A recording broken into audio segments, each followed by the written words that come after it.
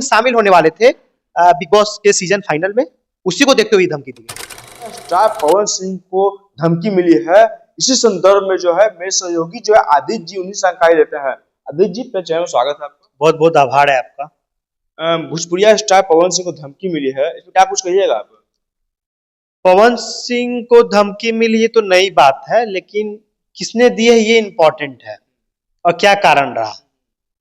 पवन सिंह को धमकी मिली है, लॉरेंस बिश्नोई के नाम से धमकी मिली है। बिग बॉस का सीजन अभी चल रहा है, बिग बॉस के सीजन में पवन सिंह शामिल होने वाले थे, तो शामिल होने वाले थे, इसको देखते हुए लॉरेंस बिश्नोई गैंग ने या लॉरेंस बिश्नोई के नाम पर पवन सिंह को धमकी मिली है। ठीक है, सलमान खान पे लॉरेंस बिश्नोई ने बहुत दिन से टारगेट किया हुआ है, कह दिया है कि हम कोई कुछ भी हो जाए हम सलमान खान को निपटाएंगे, सलमान खान को मारेंगे। और जो सलमान खान से जो भी लोग भी जुड़े हुए हैं उनको लॉरेंस बिश्नोई की गैंग या उनके नाम पर उनको धमकी दी जा रही है। इसी क्रम में भोजपुरी के नामी चेहरा पावर स्टार पवन सिंह को, राजनीति के लिए बहुत बड़े व्यक्ति हैं, उनको भी धमकी लॉरेंस बिश्नोई के नाम पर दी गई है। पवन सिंह शामिल होने वाले थे बिग बॉस के सीजन फाइनल में, उसी को देखते हुए धमकी दी गई। अच्छा, झारखंड पर चलते हैं। झारखंड में भी सरकार हेमंत सोरेन की है और जाते हैं दिल्ली में, जाकर दिल्ली एनडीए सरकार से मुलाकात करते हैं, इसमें क्या कुछ कहिएगा आप? देखिए, झारखंड में का जो स्थिति है, हेमंत सोरेन चले गए थे दिल्ली में मुलाकात करने, भाजपा के वरीय अधिकारी से मिलने, वरीय नेताओं से मिलने चले गए थे, क्योंकि बिहार का जो इसका लिंक है बिहार के इलेक्शन से जुड़ा हुआ है। बिहार में सीटें मांग रही थी जेएमएम, झारखंड मुक्ति मोर्चा सीट मांग रही थी बिहार में कि हम लड़ेंगे चुनाव, हमको टिकट दीजिए, हम सीट दीजिए, हम चुनाव लड़ना चाहते हैं। तो राजद पहले तो बहुत ज्यादा मात्रा में मांग रही थी सीट, तो उतना नहीं दे पाई। उसके बाद वो 5 सीट तक आ गए थे, 5 से 6 सीट तक आए थे वो, लेकिन उतना भी सीट राष्ट्रीय जनता दल और महागठबंधन नहीं दे पाई। आरजेडी की वहां पर जेएमएम के साथ मिलकर भी सरकार चल रही है। इसी को देखते हुए जेएमएम भी मांग रही थी कि आप वहां पे मेरे साथ सहयोगी हैं, आप हमको बिहार में भी पार्टी को खड़ा करने के लिए, पार्टी को जिंदा रखने के लिए यहाँ पे आपको सीट दीजिए, तो यहाँ पे दिए नहीं सीट।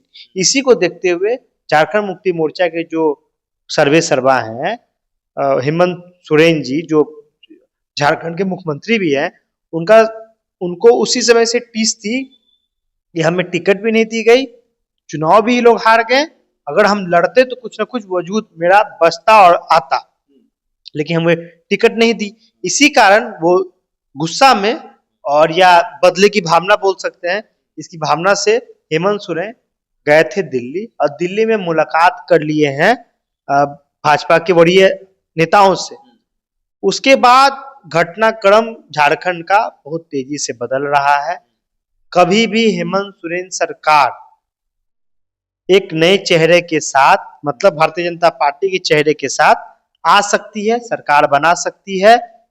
ये झारखंड के इतिहास में और झारखंड के वर्तमान समय में ये देखा जा रहा है। बंगाल से पहले झारखंड में खेला हो सकता है। जी, तमाम बीजेपी के जितने भी नेता हैं, बड़ी नेता कह रहा है कि इस बार जो है झारखंड में खेला होने वाला है, तो क्या कुछ कहिएगा? जेपी नड्डा जो अभी भारतीय जनता पार्टी के वर्तमान राष्ट्रीय अध्यक्ष है, वो भी गए थे देवघर, वैद्यनाथ धाम में पूजा अर्चना भी किए और वहां कार्यालय का ओपनिंग में गए थे और कार्यकर्ता सम्मेलन हुआ और मंच से खूब गरजे हैं जेपी नड्डा और बोले हैं कि 20 राज्यों में हमारी सरकार है, झारखंड में भी चुनाव होगा तो यहाँ भी कमल खिलेगा, यहाँ भी शक्ति दिखा दिया जाएगा। तो बस अंदाजा आप लगा सकते हैं, एक तरफ हेमंत सोरेन का दिल्ली में जाके मिलना बीजेपी के बड़े नेताओं से, दूसरी तरफ जेपी नड्डा का झारखंड दौरा, बंगाल में इलेक्शन होना है, जेपी नड्डा जा रहे हैं झारखंड, वहां गए हैं और उद्घाटन किए हैं, बड़ी बात कह दी है।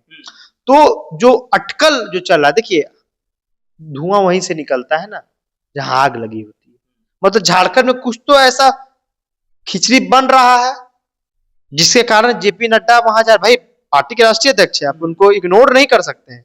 और जो तरीके से खबरें निकल कर आ रही है, छन छन के खबरें निकल रही, इस बात से आप समझ सकते हैं कि झारखंड में बंगाल से पहले खेला हो जाएगा। मतलब कि कहीं ना कहीं खेला होने वाला है। आशंका तो है बंगाल से पहले होगा, ये आप समझ लीजिए, व्यूअर्स को भी बता देते हैं, बंगाल से पहले ही कुछ खेला होगा। और हम सरकार बने की गिरने वाले भी है।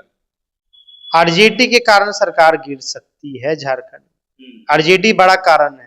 दूसरी बात है कांग्रेस बिहार में भी अच्छी तरीके से तालमेल नहीं बना पाई, और झारखंड में भी यही बात चल रही है कि झारखंड में भी तालमेल जेएमएम के साथ नहीं बना पा रही है। तो जेएमएम को भाई राष्ट्रीय कोई भी नॉर्मल बात समझिए, कोई भी पार्टी, जैसे हम ही लोग अपना संस्था चला रहे हैं तो चाहेंगे ना कि टेलीविजन पे आए और राष्ट्रीय लेवल पे पहुंचे। उसी तरह पॉलिटिकल पार्टी भी चाहते कि राज्य स्तरीय पॉलिटिकल पार्टी राष्ट्र स्तरीय पॉलिटिकल पार्टी बने। दूसरी बात है हेमंत सोरेन के पिता शिबू सोरेन का स्वर्गवास हो गया, अब हेमंत सोरेन कमजोर पड़ गए हैं, उनको भी एक मजबूत साथी की आवश्यकता है।